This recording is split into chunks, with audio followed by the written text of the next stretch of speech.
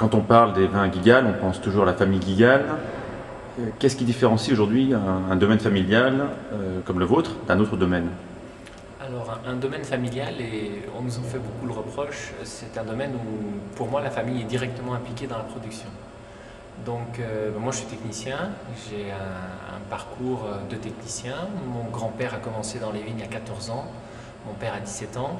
Moi, je suis le chanceux de la famille puisque j'ai eu le temps de faire des études d'œnologue un petit peu avant. Ouais, ouais. Mais disons qu'on aime bien s'impliquer directement dans ce qui fait le cœur de notre métier, c'est-à-dire la technique.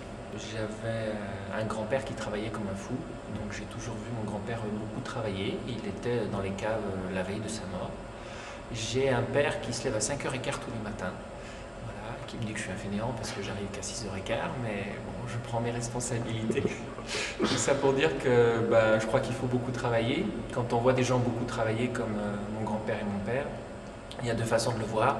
Soit on le voit comme quelque chose de difficile et dans ce cas-là il faut faire autre chose, soit on le voit comme quelque chose de passionnant, c'est une passion dévorante et dans ce cas-là c'est très facile d'avoir la fibre familiale et je dirais que c'est presque génétique. Moi depuis l'âge de 5 ans on me demande ce que je veux faire. Je veux faire le même métier que mon grand-père et que mon père, c'est très simple. Les domaines Guigal sont quand même très réputés pour leur qualité. En même temps, vous avez une production qui est quand même très conséquente. Comment peut-on allier justement cette forte production avec des crus de prestige, d'autres moins réputés, Oui. et en mettant quand même en avant toujours cette qualité? Moi je suis persuadé que c'est très très compatible. On va commencer par le prestige, on va prendre une bouteille comme la Mouline par exemple. La Mouline c'est une vigne d'exception, elle fait 1 hectare pile, on fait 5000 bouteilles chaque année. La vigne est exceptionnelle. Donc si on n'est pas trop mauvais, on travaille bien la vigne, on vinifie comme il faut, on élève correctement et on a un grand vin. Si on prend l'opposé, on va parler d'un vin comme le Côtes-du-Rhône. Et le Côtes-du-Rhône, c'est pour moi un travail vraiment passionnant. Le Côtes-du-Rhône, c'est d'abord aller sur place, sur la partie méridionale.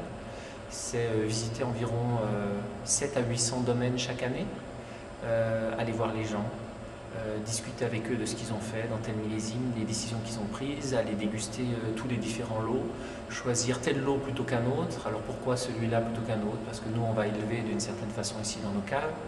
On a 3 hectares de caves ici sur le site, donc c'est vraiment le travail d'éleveur et le travail d'assembleur qui va être très intéressant sur la partie méridionale. Pour moi c'est très compatible. La différence c'est que dans le nord on part ici à Côte-Rôtier avec un terroir d'exception.